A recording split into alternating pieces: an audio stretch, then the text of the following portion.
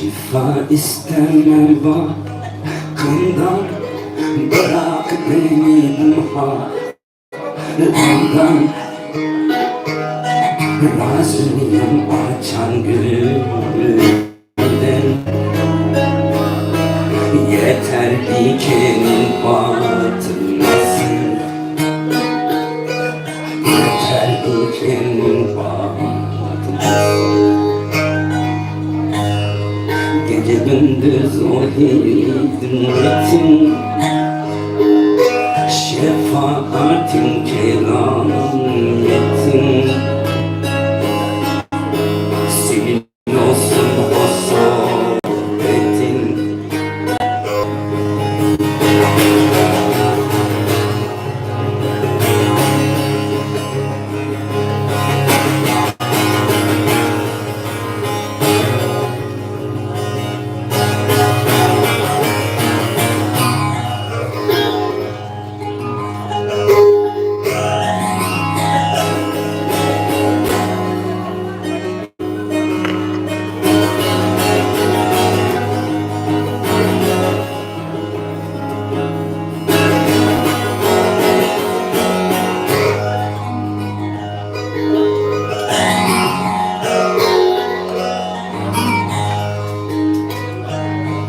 Taşa demesiyle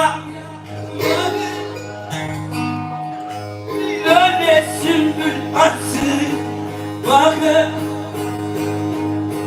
İstememek eyledin, yeter arkamdan atmasın, yeter arkamdan atmasın. Kolayını geçirmek, dost bakımda güller vermek, orada kalsın hep vermek, yeter ucuza satılmak. Kolayını geçirmek, dost bağında güller vermek, yeter ucuza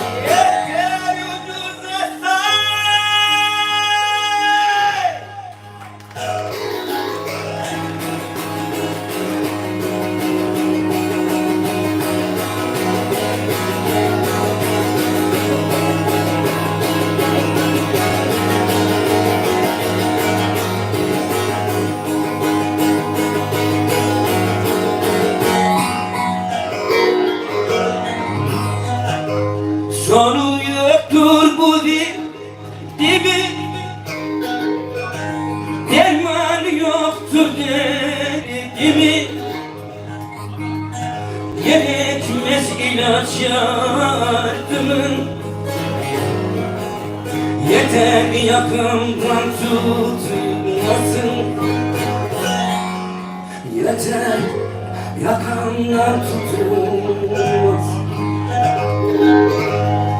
Nesimiyem vay başıma, kanlar karıştı yaşıma, yakın gerekmez karşıma.